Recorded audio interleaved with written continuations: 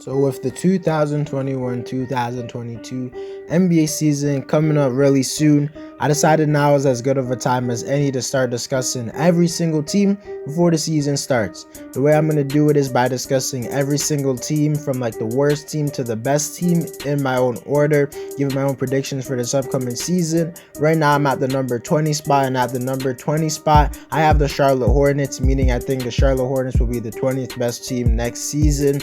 Today's video I'll just be discussing the Charlotte Hornets, discussing how good I think they will do next season, as well as how good I think their individual players will do next season, things of that nature. Before we get into the video, I ask you to drop a like on this video as it does help my channel grow. Subscribe to my channel if you want daily NBA content. Also, if you want to reach my goal of 1,500 subscribers, also drop a comment on this video as I do respond to all of my comments, and play that intro.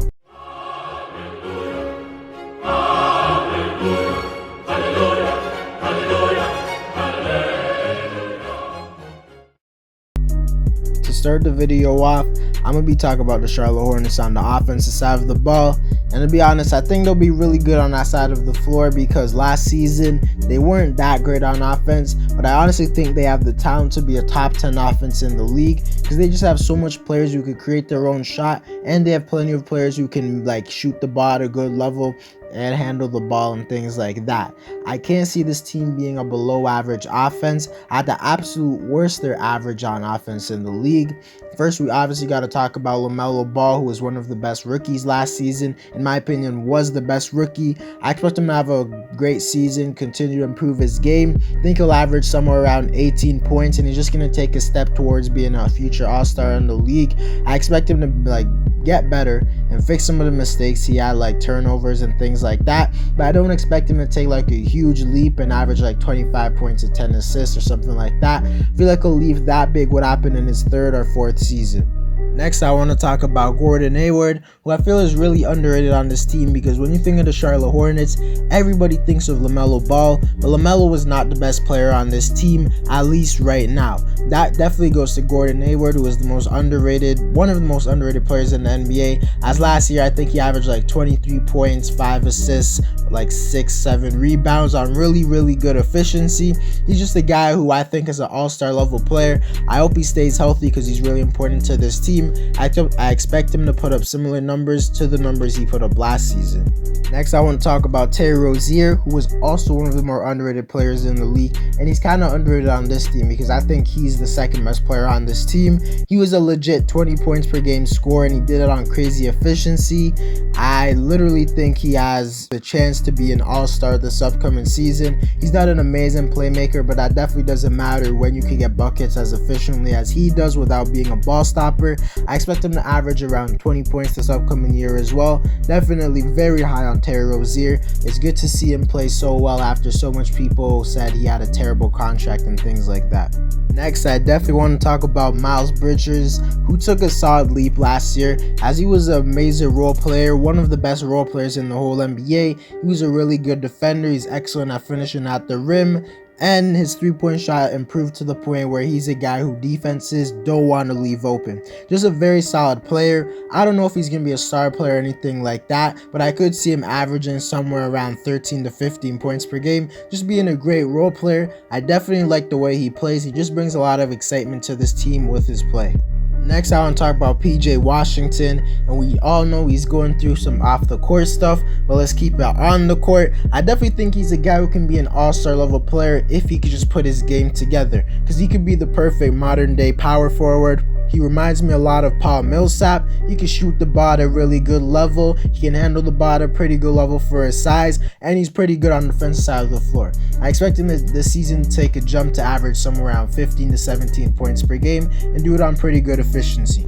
Next, I for sure gotta talk about Kelly Ubre, who kind of has a negative rep around his name right now because he came off of a very disappointing season with the Golden State Warriors, but I still think Ubre is a really solid player. I think on this team will do just fine, as the Hornets love to get out in transition, and Ubre is a very good transition player, as that's where he's at his best. I also still think Ubre is an above average 3-point shooter, and I think on a team with multiple ball handlers and multiple guys who can like draw attention away from him, he could get way easier shots. Also, Ubre is a very good defender. I think he's going to really help this team out on the defensive side of the floor, and on offense I don't think he's going to take a huge leap. I think he'll average like 13 points, but at best he'll average like 16 points.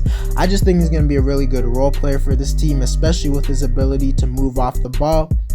And then next, I want to quickly talk about the two rookies who I think could help them straight out the gate, and those guys is Kai Jones and James Bouknight. Last season, their starting centers was literally Bismack Biyombo and Cody Zeller, which might be one of the two starting centers in the league, like the worst starting center rotation, you know what I mean. But now I think Kai Jones might start on this team unless they play PJ Washington at the center, but he's kind of undersized, so I think Kai Jones could legitimately start, and I think he'll have a big role on this team because he's like an athletic energy big man who can protect the paint and stuff.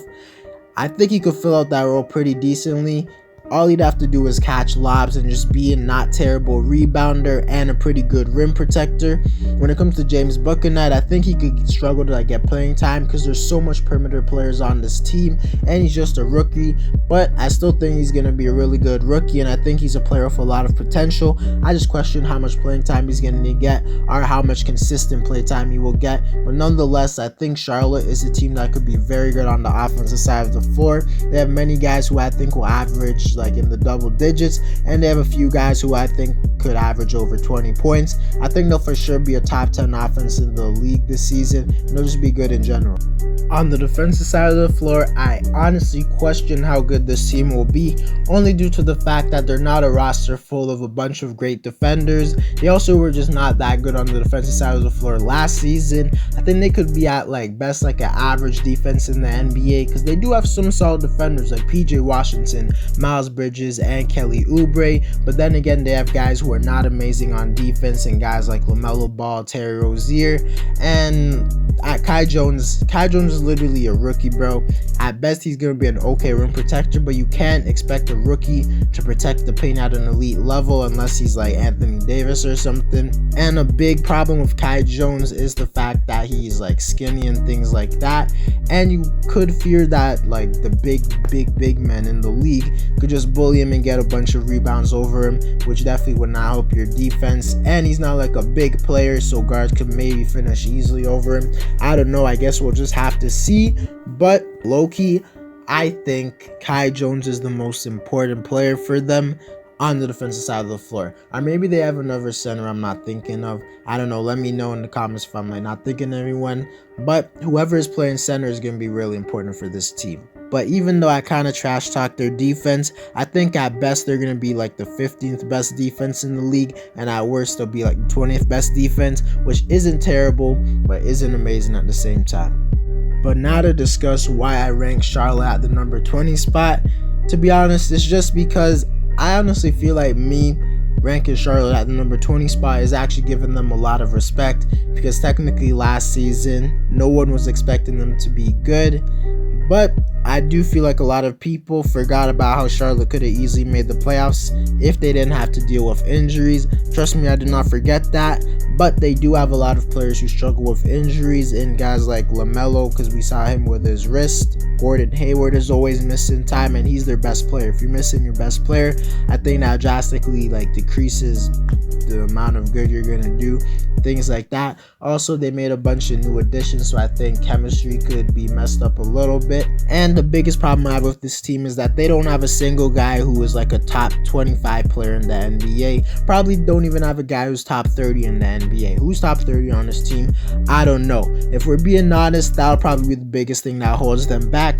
But I do think the Charlotte Hornets will make the play-in tournament at worst. I could definitely see them getting somewhere as high as the 7th or 6th seed in their conference this year. Charlotte definitely has a very bright future, and it's good to see them have some type of success after so much years of horribleness. Anyways, guys, that's it for the video. Let me know if you think the Charlotte Hornets will make the playoffs. Like my video as it does help my channel grow. Subscribe to my channel if you want daily NBA content, as I do post every single day. Also, if you want to reach my goal of 1,500 subscribers, also drop a comment on this video as I do respond to all of my comments. And I'm out.